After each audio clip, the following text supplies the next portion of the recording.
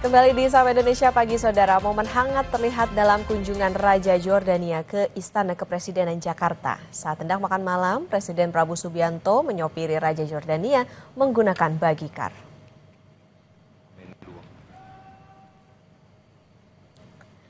Keakraban terlihat saat Presiden Prabowo dan Raja Jordania hendak makan malam bersama di Istana Negara. Keduanya naik bagicar dari Istana Merdeka menuju Istana Negara dengan disopiri Presiden Prabowo. Makan malam digelar usai keduanya melakukan pertemuan bilateral.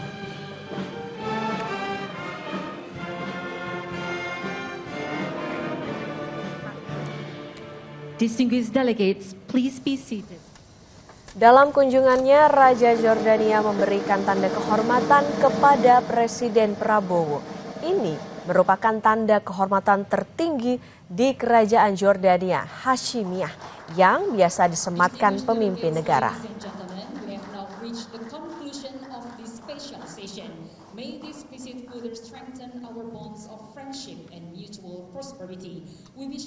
Presiden Prabowo menerima kunjungan kenegaraan Raja Kerajaan Jordania Abdullah II bin Al-Hussein. Ini merupakan kunjungan balasan dari Raja Abdullah II.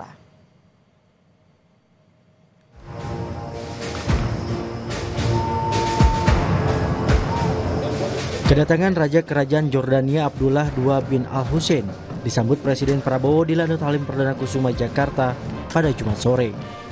Kedua pemimpin negara ini kemudian melanjutkan perjalanan menuju Istana Merdeka untuk menggelar pertemuan bilateral.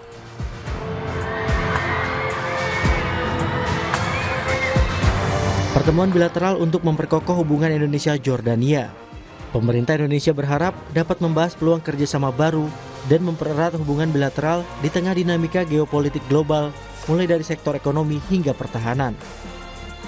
Di bidang ekonomi tadi juga disampaikan besok beliau akan bertemu dengan Danantara untuk membicarakan kerjasama ekonomi yang lebih intensif di berbagai bidang. Tadi juga disampaikan khususnya bidang komoditi fosfat.